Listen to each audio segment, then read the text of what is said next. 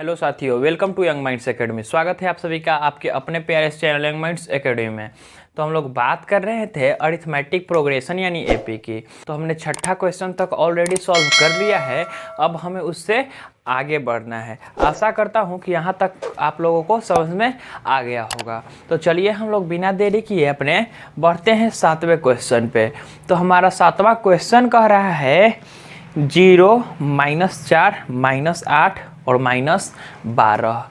और ये जो क्वेश्चन था वो था कि चेक कीजिए कि कौन सा जो सीरीज वो एपी में है, और अगर एपी में है तो इसका 3 और पद निकालिए। यही हमारा क्वेश्चन था। तो चलिए हम लोग देखते हैं। दिया हुआ है 0, -4, -8 और 12।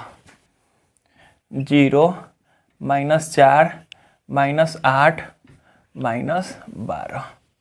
मैंने पहले भी बताया है और फिर भी बता रहा हूँ, एक बार फिर से बता रहा हूँ कि एपी में चेक करने के लिए हमें ये चेक करना पड़ता है कि सार्व अंतर यानी कॉमन डिफरेंस सेम है या नहीं है। तो आइए हम लोग देखते हैं सबसे पहले कि हमारा कॉमन डिफरेंस सेम है या नहीं।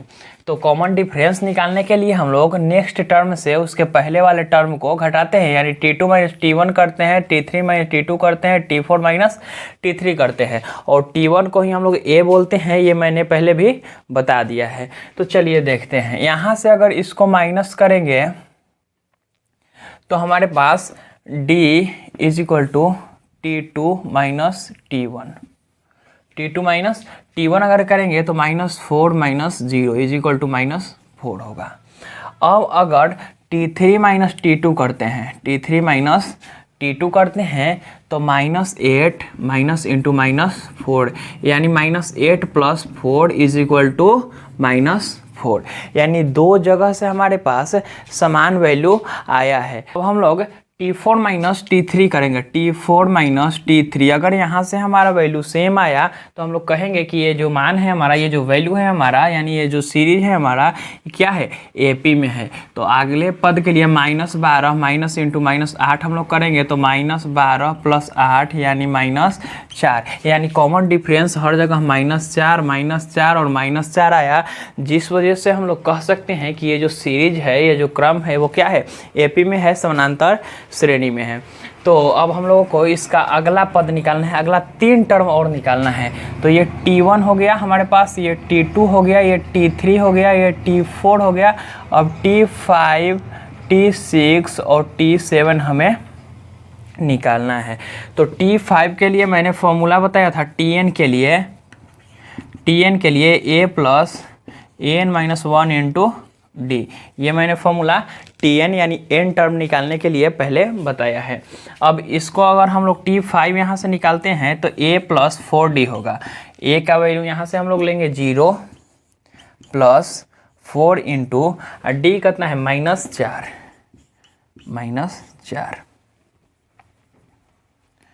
-4।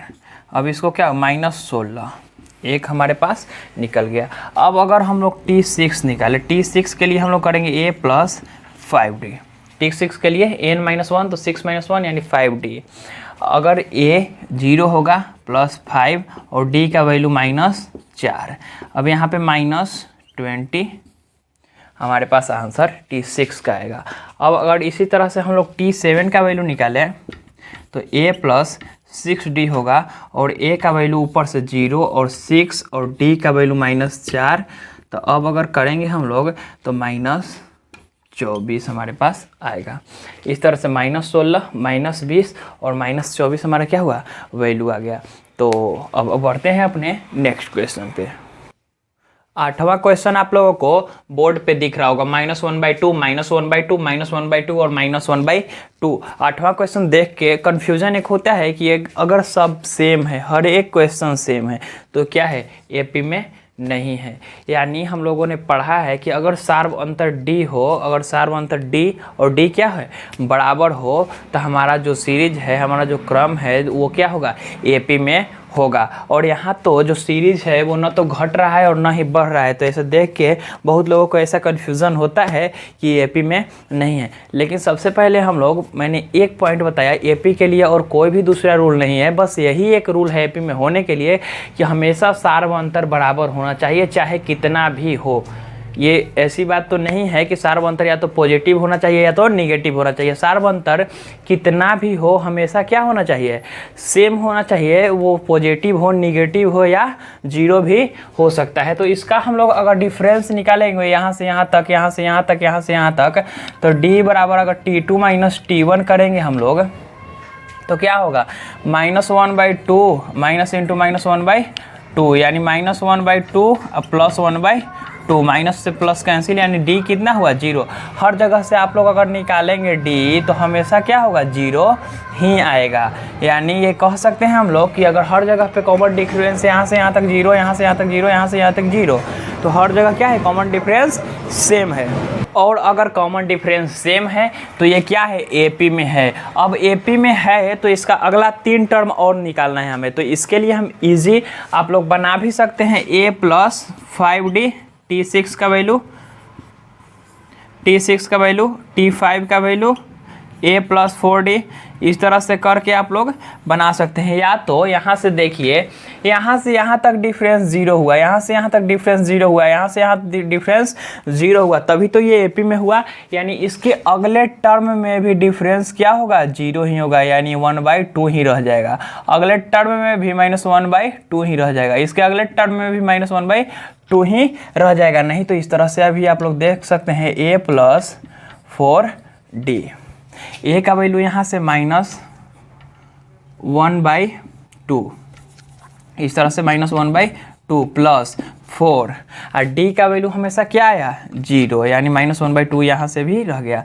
अब अगर a + 5d भी करेंगे तो यहाँ से अगर d में गुना होगा तो d का हमेशा वैल्यू 0 आएगा, और जो वैल्यू है ये वो हमेशा 1/2 1/2 1/2 ही निगेटिव में रह जाएगा, यानी -1/2 रह जाएगा। इस तरह से आप लोग सॉल्व कर सकते हैं। अब हम लोग बढ़ते हैं इसके अगले क्वेश्चन पे, यानी 9वें क्वेश्चन पे।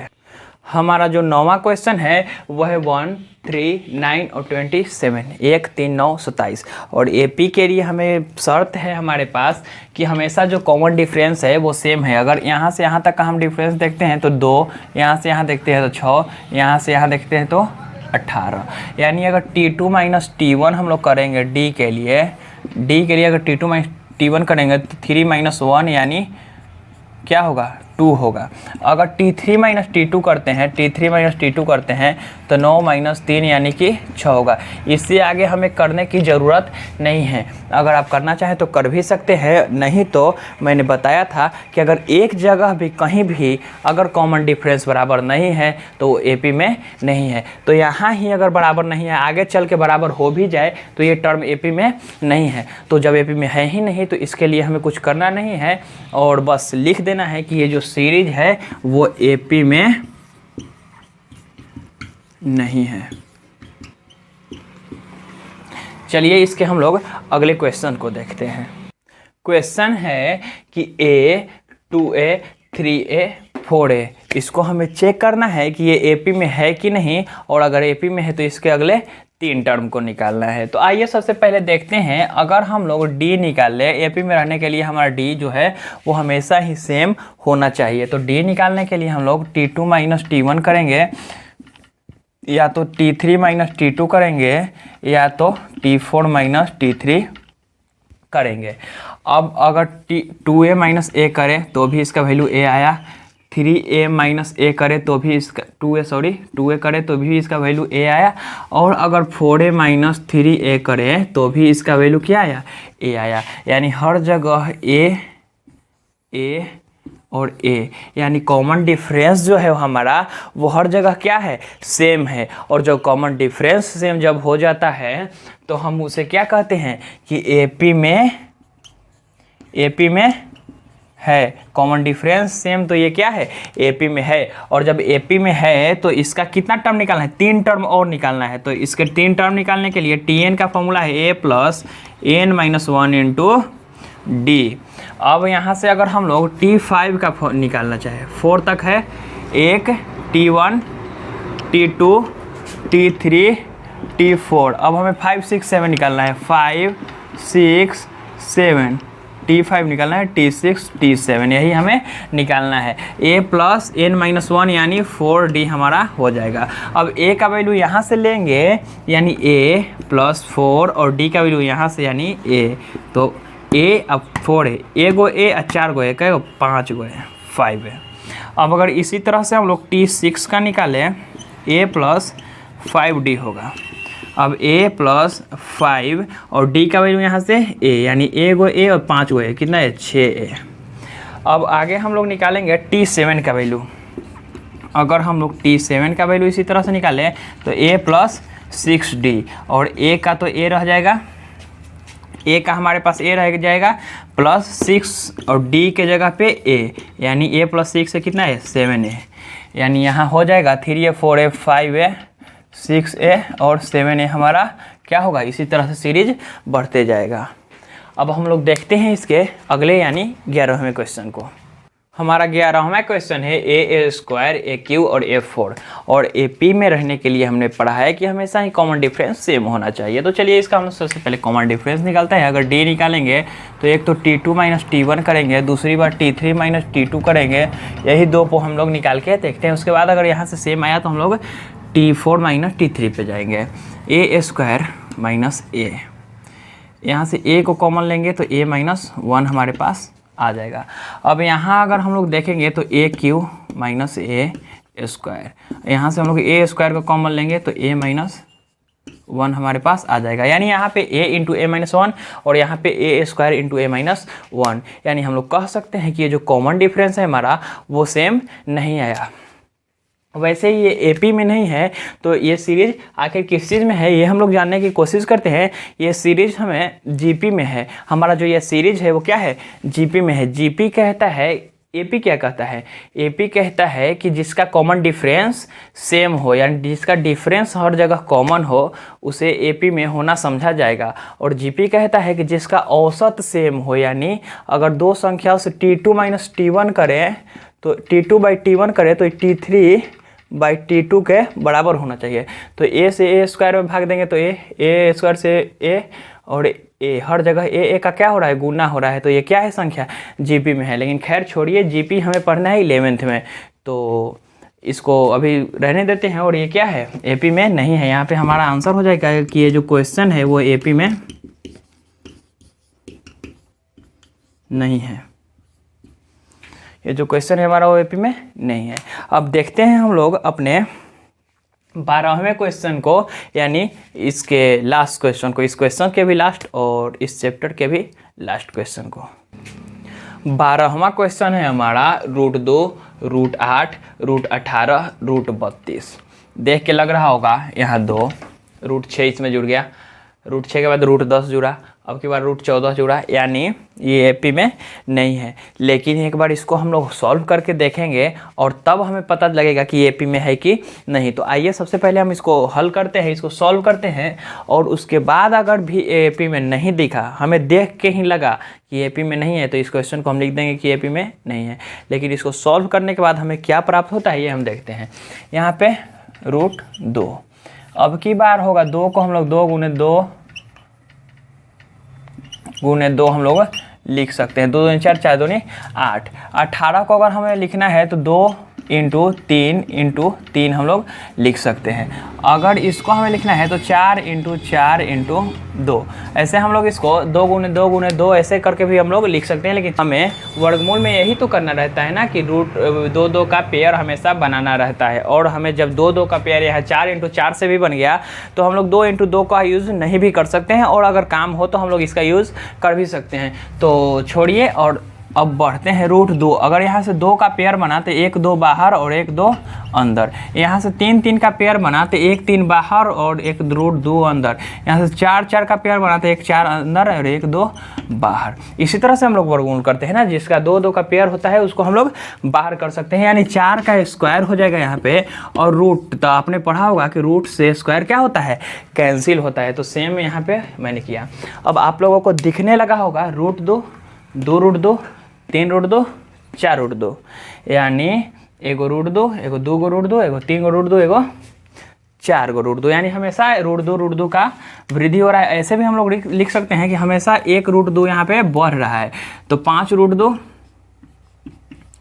6 √2 और 7 √2, 7 √2, इस तरह से हम लोग लिख सकते हैं। लेकिन चलिए सॉल्व करते हैं। अगर हम लोग डी का बात करें तो T2 माइनस T1, तो 2 √2 माइनस √2, अब 2 √2 में से √2 गया, यानी 1 और √2 बचेगा।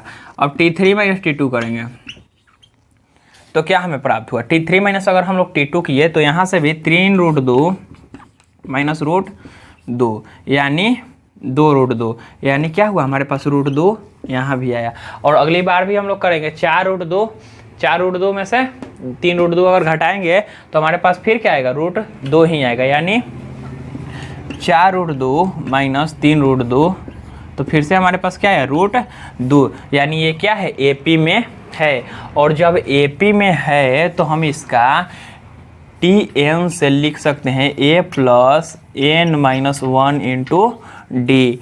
इतना हम लोग लिखने के बाद अब निकालेंगे इसका पांचवा पद T5, A प्लस 4D। अब यहाँ से A इसका क्या होगा, √2 प्लस 4 √2, यानी 4 √2 आएगा √2, कितना √2, 5 √2। इसी तरह से अगर हम लोग T6 का वैल्यू निकालें तो A प्लस 5D। अब A का वैल्यू फिर से हम लोग यहाँ से लेंगे √2 प्लस 5 √2, यानी कितना हुआ, 6 √2। अब यहाँ से हम लोग अगर T7 का वैल्यू निकालें तो A प्लस 6D, A का वैल्यू √2 और 6D 6 √2। अब यहाँ से हमारा क्या होगा, 7 √2 हमारा आंसर आ जाएगा, यानी 5 √2, इसको हम लोग घेर देते हैं, 5 √2 6 √2 7 √2। यहाँ नहीं दिख रहा होगा तो यहाँ भी मैंने लिख दिया 5 √2 6 √2 7 √2। इस तरह से हमारा जो ये चैप्टर है वो समाप्त होता है। तो इस चैप्टर के समाप्ति के साथ हम लोग अपने इस वीडियो का भी अंत करते हैं और मिलते हैं नेक्स्ट वीडियो में इसके नेक्स्ट चैप्टर के साथ। अगर आप लोगों को वीडियो अच्छा लगा होगा तो वीडियो को लाइक कीजिएगा और अपने उन दोस्तों के भी शेयर कीजिएगा जिन्हें इनकी ज़रूरत हो। तो मिलते हैं नेक्स्ट वीडियो में, तब तक के लिए धन्यवाद।